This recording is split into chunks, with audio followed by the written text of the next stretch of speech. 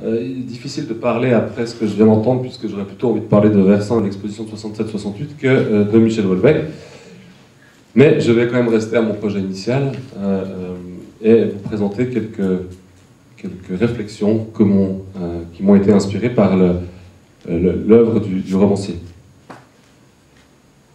Quand j'ai vu l'appel à contribution, les dieux cachés de la science-fiction, je me suis dit, il faut absolument que je parle de Houellebecq, puisqu'il n'y a pas de dieu, ou plutôt il n'y a pas de sacré, du moins en apparence.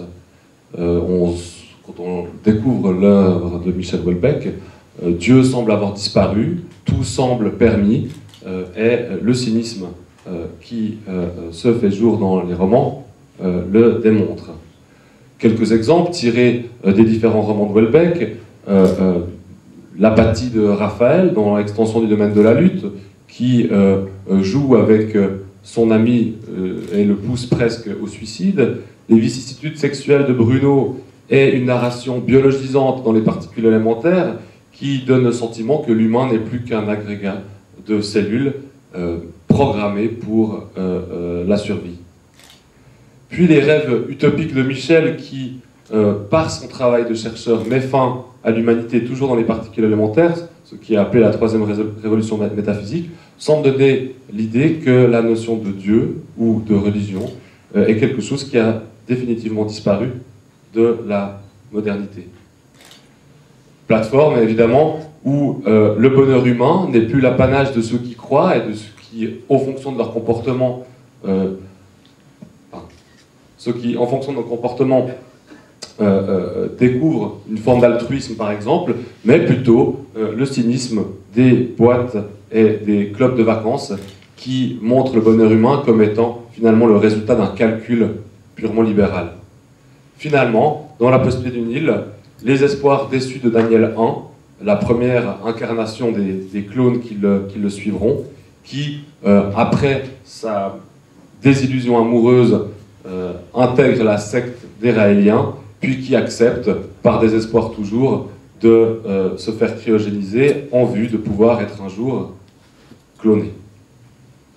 Cette disparition de Dieu dans l'œuvre de Houellebecq, et c'est une des références avec laquelle on le compare souvent, nous rappelle évidemment la mort de Dieu chez Nietzsche, mais ce n'est pas tellement le cadre de la philosophie du XIXe siècle qui m'intéresse, mais beaucoup plus ce que les théoriciens de la postmodernité, en particulier François Lyotard ou Gilles Lipovetsky, disent. Je me permets de faire un petit détour par Lyotard pour pouvoir en fait mettre en avant quelques concepts qui me seront utiles par la suite pour voir comment Houellebecq s'inscrit dans ce type de tradition.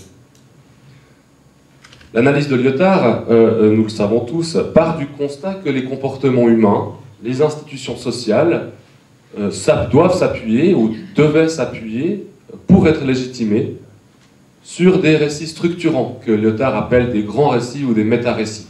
Ces grands ou ces méta-récits, quelques exemples peuvent être trouvés dans le christianisme, dans le communisme, dans la raison, évidemment, dans le progrès, le profit, etc.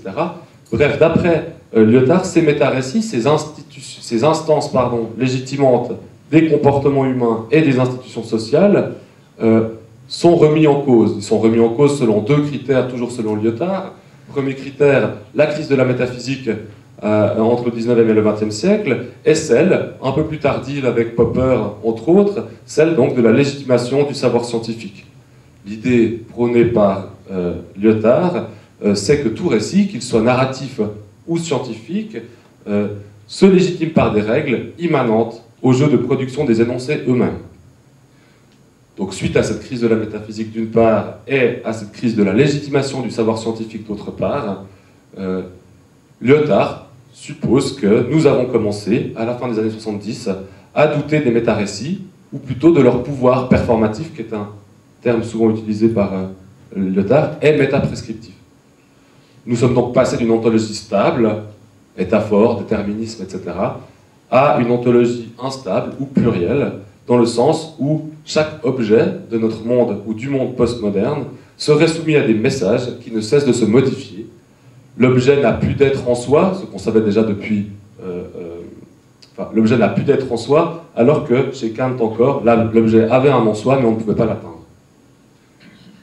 Donc, puisque ces méta-récits ne peuvent plus être acceptés consensuellement, il y a, toujours selon Lyotard, profusion de micro-récits ou de petits récits, c'est-à-dire d'une quantité potentiellement infinie de sources, à la fois axiomatiques et axiologiques, de légitimation. Plusieurs types de légitimation possibles qui chacune possède sa propre axiomatique et dégage ses propres valeurs. Ce qui rend ces micro-récits ou ces petits récits typiques de la modernité selon Lyotard, c'est que ces éléments ne seraient plus exclusifs les uns aux autres. On pourrait, comme dans un supermarché, composer en fait son chariot tel qu'on le souhaite, sans avoir le sentiment d'être en contradiction. Lyotard parle, sauf erreur de ma part, de la fin du principe de non-contradiction. Par conséquent, les comportements anthropologiques et les institutions sociales continuent certes à être légitimés, mais, pour Lyotard, elles ne le sont plus, et ils ne le sont plus, par des méta-récits dominants. Chacun d'entre nous, ou chacune des institutions qui sont autour de nous, ont la possibilité de légitimer leur agir, ou celui des autres, par ces modèles appelés micro-récits. La postmodernité est définie par Lyotard comme cette incrédulité à l'égard des méta-récits, suite à la désuétude du dispositif métanarratif de légitimation et la crise de la métaphysique. La fonction narrative se disperse en de multiples éléments narratifs, la fonction scientifique se disperse en de multiples sous-domaines, chacun incompatible avec les autres. Il n'y a donc plus, pour finir, de dispositif métanarratif, mais une collection d'éléments narratifs autonomes et autosuffisants. Tout se vaut, tout est mis à plat, rien ne semble primer sur rien d'autre. Or, justement, les ouvrages de Michel Houellebecq, même si ils semblent s'inscrire dans un tel contexte idéologique, on parle souvent de Houellebecq comme un auteur postmoderne, ne peuvent s'empêcher de démontrer, narrativement, que l'analyse de Lyotard est fausse, ou plutôt qu'elle est incomplète. En effet, Michel Houellebecq, dans ses romans, montre que le monde dans lequel nous vivons, et donc depuis dans ses premiers romans à la fin des années 90 jusqu'au dernier roman paru il y a quelque temps, La carte et le territoire, que notre modernité serait en fait sous-tendue par deux méta-récits qui resteraient ou qui continueraient à obtenir le statut de méta-récit, c'est-à-dire deux sources majeures de légitimation que sont la technoscience d'une part, le libéralisme économique d'autre part. Pour prendre un petit exemple par rapport à ça, si on prend les particules élémentaires, vous avez, comme vous le savez tous, une narration très objective, très froide, qu'on comprend par après, ou plutôt après être arrivé à la fin du roman. On comprend donc que le narrateur du roman est en fait un néo-humain dépourvu d'émotions, et qui analyse donc les comportements humains, les pensées humaines et le destin de Michel d'une part et de Bruno d'autre part, comme en fait, ou à travers, des prismes darwiniens. Les particules élémentaires justifient donc le comportement humain, voire même le comportement autodestructeur humain, non pas à travers une axiomatique idéaliste, mais à travers un modèle technoscientifique, celui de l'évolutionnisme darwinien. Un autre exemple peut être trouvé, par exemple, dans Plateforme, l'idée que le bonheur humain correspond, ou correspondrait complètement, à la satisfaction des besoins de l'individu.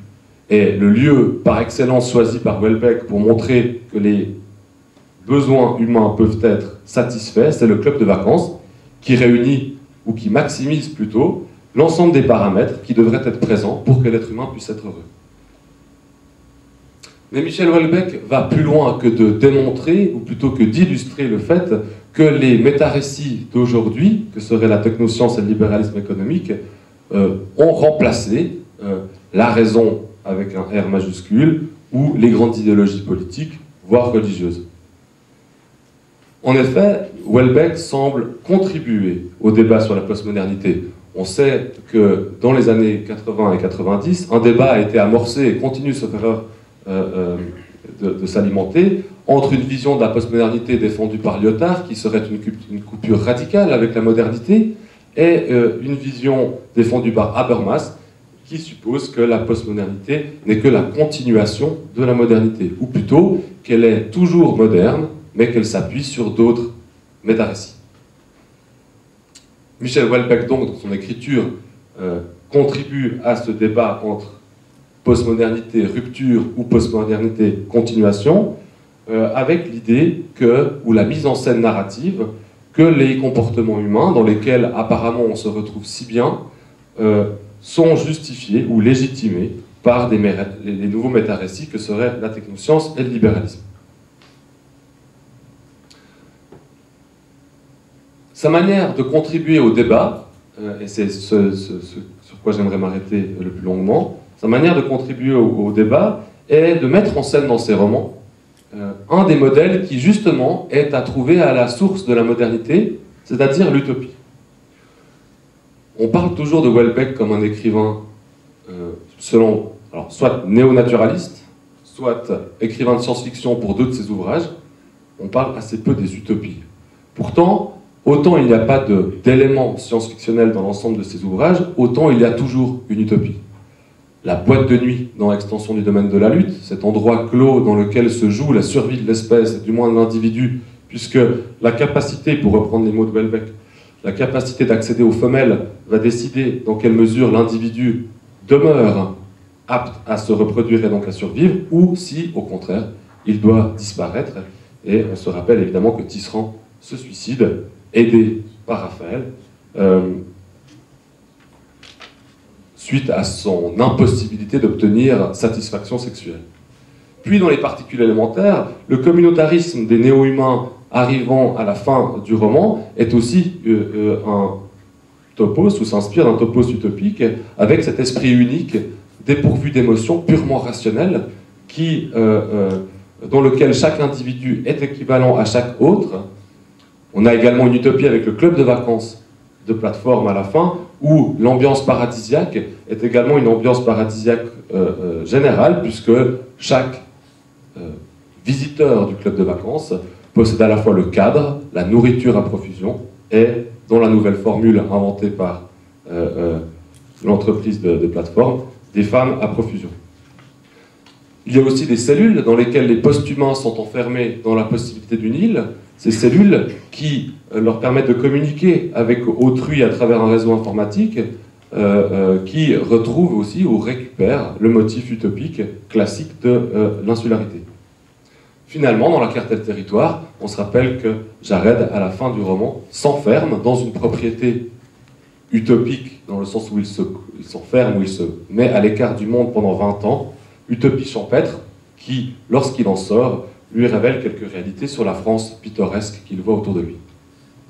L'utopie semble donc être partout dans l'œuvre de Houellebecq, et parfois elle est économique, parfois elle est technologique, parfois elle est scientifique, parfois elle est simplement liée au territoire ou à l'aménagement du territoire, mais l'utopie est toujours là. Or, il s'avère que ce qui aurait pu être un simple intertexte utopique, on fait des clins d'œil à une tradition qui existe depuis le XVIe siècle, est en fait un peu plus que des clins d'œil.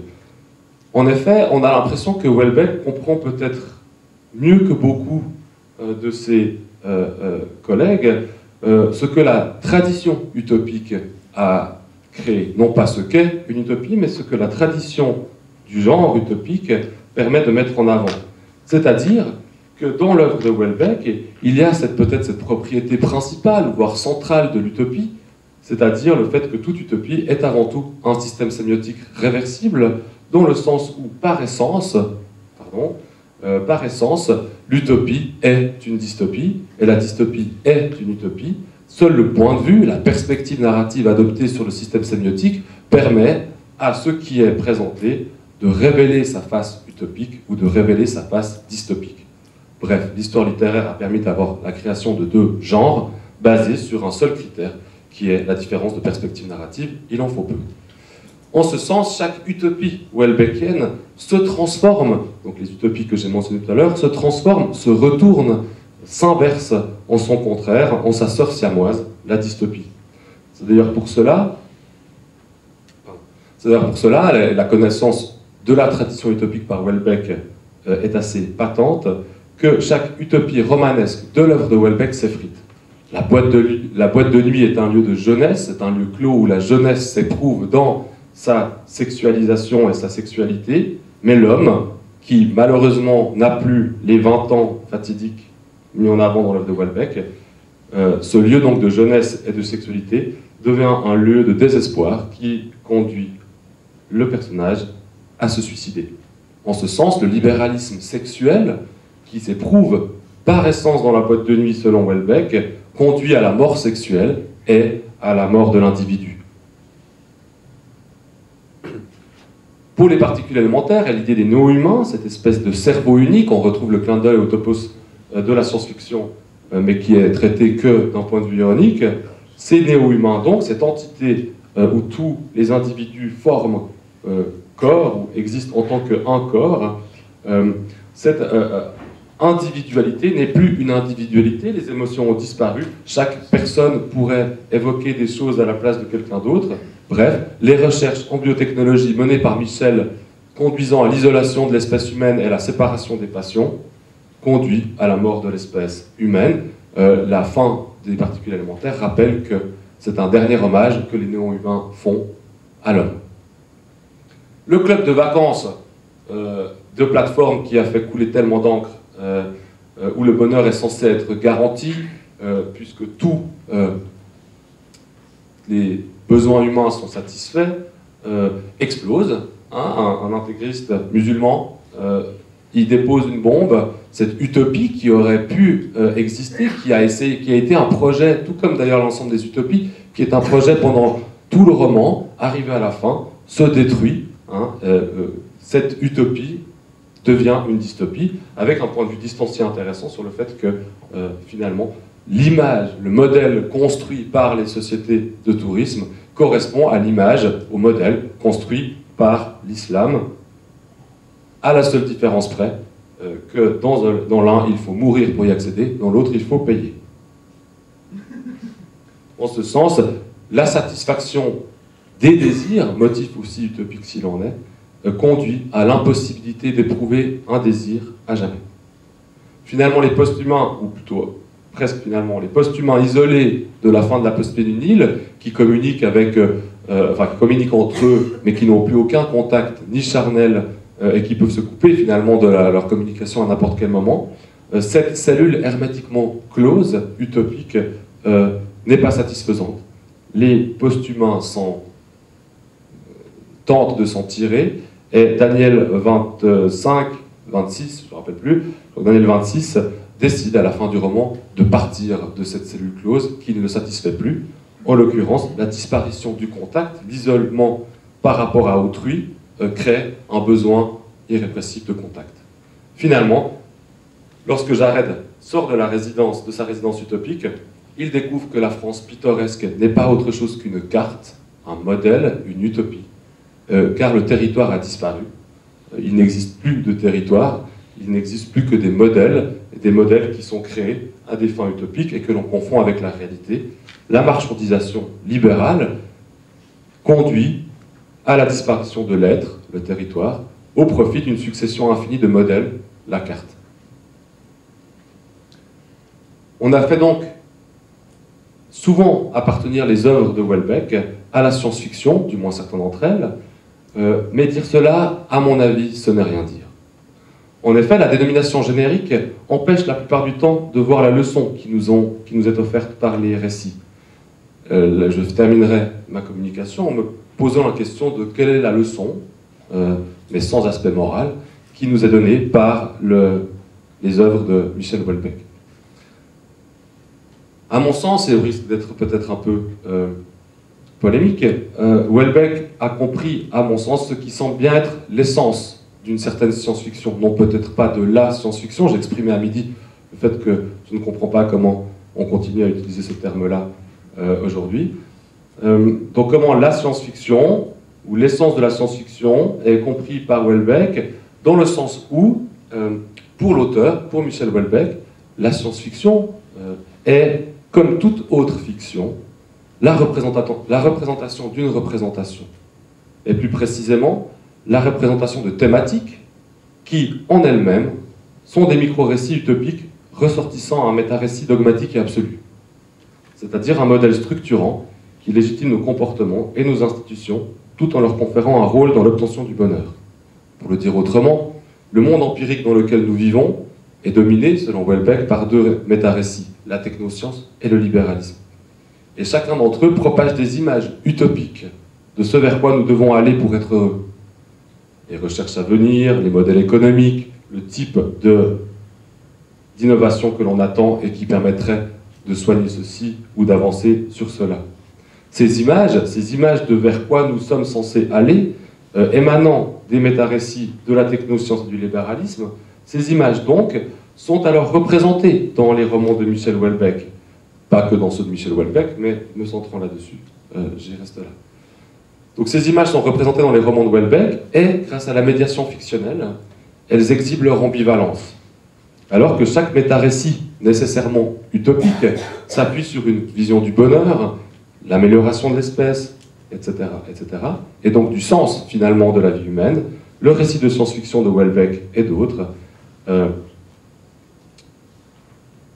par la mise en scène de cette vision du bonheur, permet de montrer la nature dystopique des métarécits.